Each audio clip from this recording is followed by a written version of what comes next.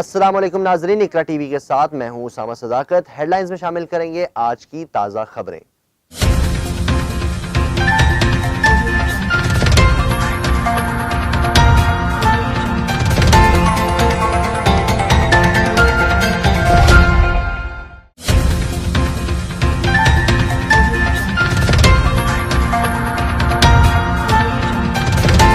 ملک بھر میں یوم آزادی روایتی جوش و خروش اور جذبے سے منایا جا رہا ہے۔ ملک بھر میں سرکاری عمارتوں، سڑکوں اور راستوں کو قومی پرچموں سے سجا دیا گیا۔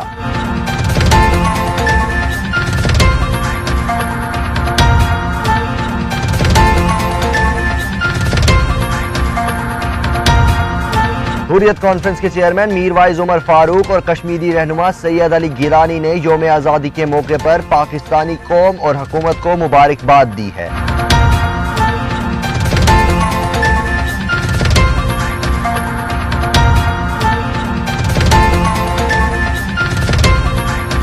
ہندوستان میں سیلاب نے تباہی مچا دی، 774 افراد ہلاک ہو گئے۔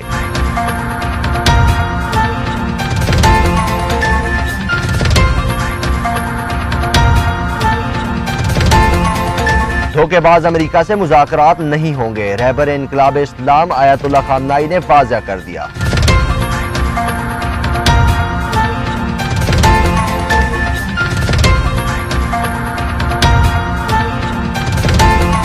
افغانستان کے دارالحکومت کابل الیکشن کمیشن کے دفتر کے باہر خودکش حملے میں ایک پولیس اہلکار جاں بحق اور متعدد زخمی ہو گئے۔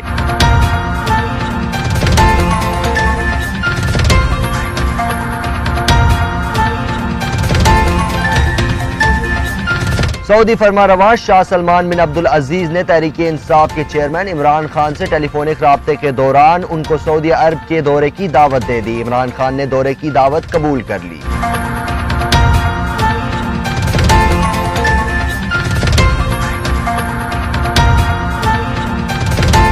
ترک صدر طیب اردگان نے کہا ہے کہ لیرا کی قدر میں کمی ہونا ترکی پر برسایا جانے والا اقتصادی میزائل ہے، لیکن ترکی مضبوط ریاست ہے جو کسی بحران سے دوچار نہیں۔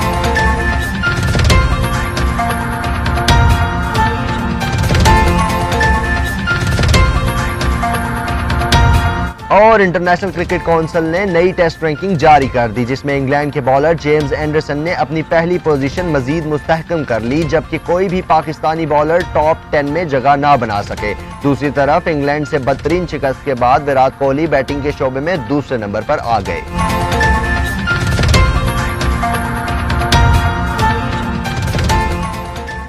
ہیڈ لائنز آپ نے جانی، تفصیلی خبریں ایک مختصر سے وقفے کے بعد۔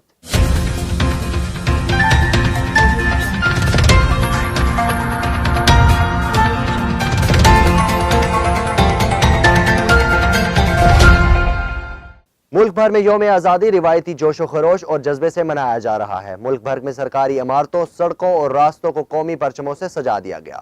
ملک بھر میں جشن آزادی بھرپور قومی جذبے کے ساتھ منایا جا رہا ہے۔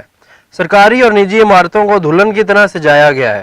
یوم آزادی کے دن کا آغاز دارالحکومت اسلام آباد میں توپوں کی سلامی سے ہوا۔ وفاقی دارالحکومت اسلام آباد میں 31 صوبوں میں 21 توپوں کی سلامی دی گئی۔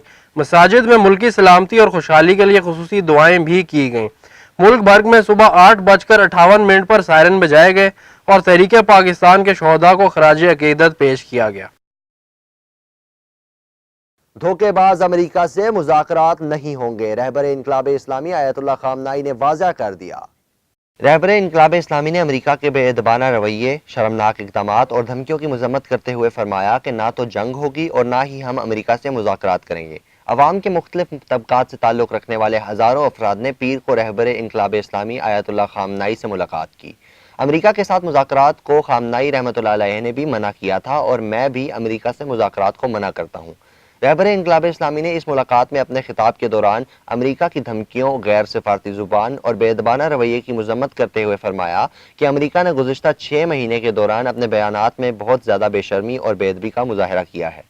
آپ نے فرمایا کہ پہلے بھی امریکہ کے لب و لہجے میں سفارتی آداب کا کم ہی لحاظ رکھا جاتا تھا، لیکن پچھلے چند مہینے سے وہ سبھی ملکوں کے سلسلے میں بے ادبی اور بے شرمی کا مظاہرہ کر رہا ہے۔ جس کی ایک مثال گزشتہ ہفتے یمن کے اسکولی بچوں کی بس اور اسپتال پر سعودی عرب کے حملے کے تعلق سے اس کے موقف کی ہے۔ آپ نے فرمایا کہ یمن کے اسکولی بچوں کی بس اور ہسپتال پر وحشیانہ حملے کیے گئے جس میں بے گناہ بچے مارے گئے، لیکن امریکہ نے ان واقعات کی مذمت کرنے کی بجائے بے شرمی کا مظاہرہ کرتے ہوئے کہا کہ سعودی عرب کے ساتھ ہمارے اسٹریٹجک تعلقات ہیں۔ آپ نے استفسار کیا کہ کیا یہ بے شرمی نہیں ہے؟ رہبر انقلاب اسلامی نے فرمایا کہ خود امریکی صدر نے بھی جو 2-3 ہزار تارکین وطن بچوں کو ان کی ماؤں سے الگ کر کے قفس نما حراستی کیمپ میں رکھا تھا، کیا تاریخ میں اس کی اس سے پہلے کہیں مثال ملتی ہے؟ رہبر انقلاب اسلامی آیت اللہ خامنائی نے فرمایا کہ امریکی حکام ہم لوگوں کے بارے میں بھی بے شرمانہ باتیں کرتے ہیں، پابندیوں کے ساتھ ساتھ وہ جنگ کی بھی بات کرتے ہیں اور مذاکرات کی بھی پیشکش کر رہے ہیں۔ آپ نے فرمایا کہ امریکہ کی جانب سے مذاکرات کی پیشکش کوئی نئی بات نہیں ہے، انقلاب کی کامیابی کے آغاز سے ہی وہ مذاکرات کی بات کرتا آیا ہے، لیکن ہم امریکہ جیسی دھوکے باز حکومت سے جو کبھی بھی اپنے وعدوں پر عمل نہیں کرتی مذاکرات نہیں کریں گے۔ آپ نے امریکہ کی دھوکے بازی اور وعدہ خلافیوں کا ذکر کرتے ہوئے فرمایا کہ اس کی تازہ مثال یہ ایٹمی معاہدہ ہے جس کی امریکہ نے پابندی نہیں کی۔ افغانستان کے دارالحکومت کابل الیکشن کمیشن کے دفتر کے باہر خودکش حملے میں ایک پولیس اہلکار جاں بحق اور متعدد زخمی ہو گئے۔ افغان میڈیا کے مطابق آج دوپہر ایک خودکش بمبار نے الیکشن کمیشن کی عمارت میں گھسنے کی کوشش کی اور مرکزی دروازے پر سیکیورٹی اہلکاروں کی جانب سے روکے جانے پر خود کو دھماکے سے اڑا لیا، جس کے نتیجے میں کئی پولیس اہلکار ہلاک اور کئی زخمی ہو گئے۔ ریسکیو ادارے کے اہلکاروں نے زخمی افراد کو قریبی ہسپتال منتقل کر دیا جہاں انہیں طبی امداد جاری کر دی گئی ہے۔ 2 زخمیوں کی حالت تشویشناک بتائی جا رہی ہے جس کے باعث ہلاکتوں میں اضافے کا خدشہ ہے۔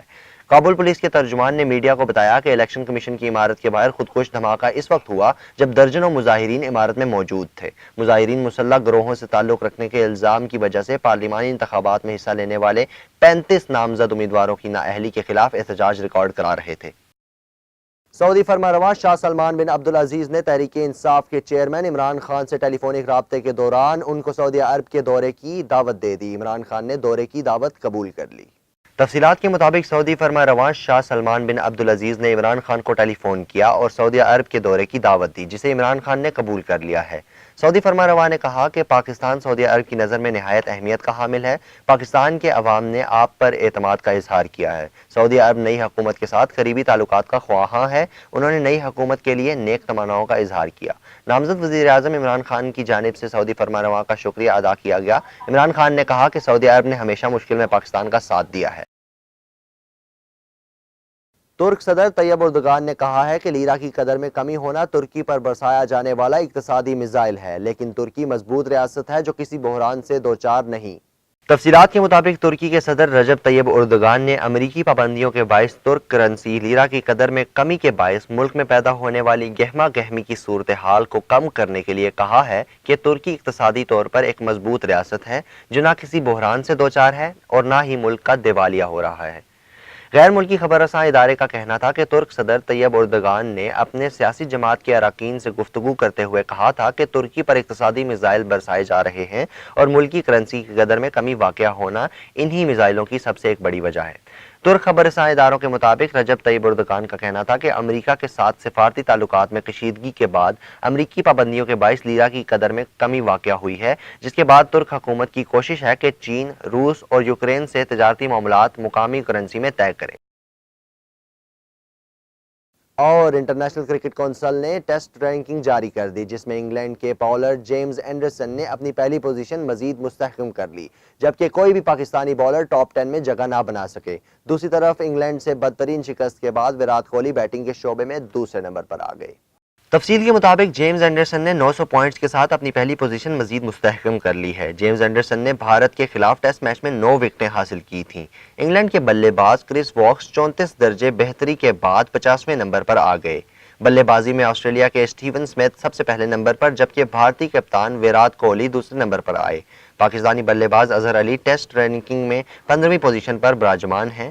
بالنگ کے شعبے میں کوئی بھی پاکستانی ٹاپ 10 میں جگہ نہ بنا سکا۔ یاسر شاہ 18ویں نمبر پر براجمان ہے۔ فی الوقت اقرا ٹی وی سے اتنا ہی۔ مزید خبروں اور اپڈیٹس کے لیے وزٹ کیجیے ہماری ویب سائٹ اقرا tv.pk۔